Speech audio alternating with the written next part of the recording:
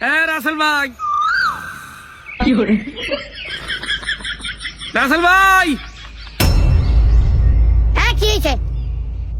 রাসেল ভাই ঢুকে নাই, রাসেল ভাই ঢুকে না, আমি রাসেল ভাইজার, রাসেল ভাইজার।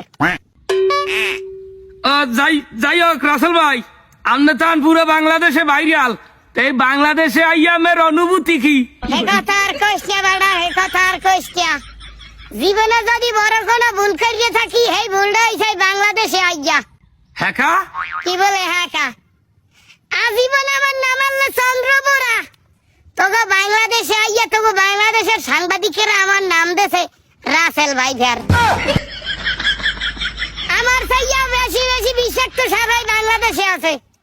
এরপরে গোলামের ভয়রা আবার নিয়ে রিপোর্ট করে, রাসেল ভাইজারে কামড় দিলে বলে মরিয়ে যাইবে, বাঁচবে না, ছাপ্পান ছাড়া হয়ে যাবে, বংশ শুদ্ধ উল্টেই যাইবে, হোগা ফাল্লাই যাইবে।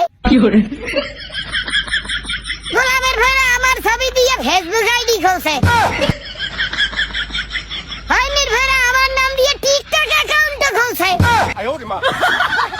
আর ইউটিউবের নিউজের টপ ট্রেন্ডিং এ তো আমি এখন রাসেল ভাইজার। কা আপনারা তো বাথরুমের কমোডের মধ্যেও দেখা যায়, নিউজের মধ্যে দেখি। নাউজুবিল্লাহ, আস্তাগফিরুল্লাহ, আস্তাগফিরুল্লাহ। ডাহা মিছে কথা, কাল ডাহা মিছে কথা। তুই চিন্তা কর, আমারে কত নিচে নামাইছে, এখন বাথরুমের কমোডের মধ্যে হান্দাইছে নিউজ করতে করতে। আর কিছুদিন পর হুনবি রাসেল ভাইজার করবে সংবাদ সম্মেলন, তার কিছুদিন পর হুনবি রাসেল ভাইজার করবে ইলেকশন, ঢাকা 14 আসনে এমপি ইলেকশন করবে রাসেল ভাইজার। দাদা আত্মগদাসের সাংবাদিকরা যা শুরু করছে, মনে হয় জানো এই দেশ আমি আল্লাহ বিষাক্ত, আমি আল্লাহ মানুষ মারি।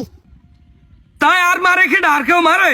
হ্যাঁ খারাপের হোক, তোগদাসের বড় লোকরা, তোগদাসের কিছু কিছু বড় লোকরা দি গরিবের রক্ত চুষে চুষে খায়, তোগদাসের দুর্নীতিবাজ যদি গরিবের তিলে তিলে মারে, তোমাকে দেশের নারীদের ছলনায় আমার থেকে বেশি বিষ।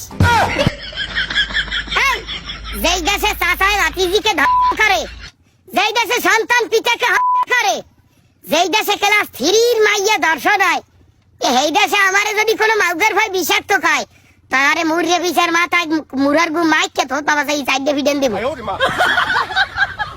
তাই এখন কি আমরা নিউজ করিয়া মানে সচেতন করবো না? না না, তোমরা করতে থাও সচেতন, তোমরা নিউজ করতে করতে আমারে টপ অফ দা কান্ট্রি উড়াই দাও, তারপর দেখো আমারই নিয়ে একটা সিনেমা বানান যায় কিনা। এই সারা আর তো কোনো কাজ আছে? তোমার কাজ আছে কি? তোরা খালি এই করবি। সাধারণ মানুষ কুমনে মরলো, কেডা নির্যাতিত হইলো, হার চাইয়াও জরুরি রাসেল ভাইজার। দর্শনের বিচার হইলো কিনা, দ্রব্য মূল্যের ঊর্ধ্বগতি থামলো কিনা, কোন রাজনীতিবিদ সাধারণ জনগণের উপর নির্যাতন করলো কিনা, অবিচার করলো কিনা, এর কোনো দরকার নাই, লাগা রাসেল ভাইজার। আহা, একামন কথা খান, আপনি একামন কথা খান, ভালো কইছেন। আপনি যা কইছেন মগদাসের ভালো বুদ্ধিজীবীরা জানে না, এরকম বুদ্ধিমুখ ভালো বুদ্ধিজীবী মাথায় নাই। হ্যাঁ চাই আপনি রাসেল ভাই, আপনি ভালো কথা কইছেন। আপনি দেশে থাকিয়ে যান, আপনার যত মন চায় বাচ্চা জন্মগ্রহণ করান, দেশে বিস্তার লাভ করান, এই দেশ আপনার নামে লিখে দিলাম, জান থাকেন।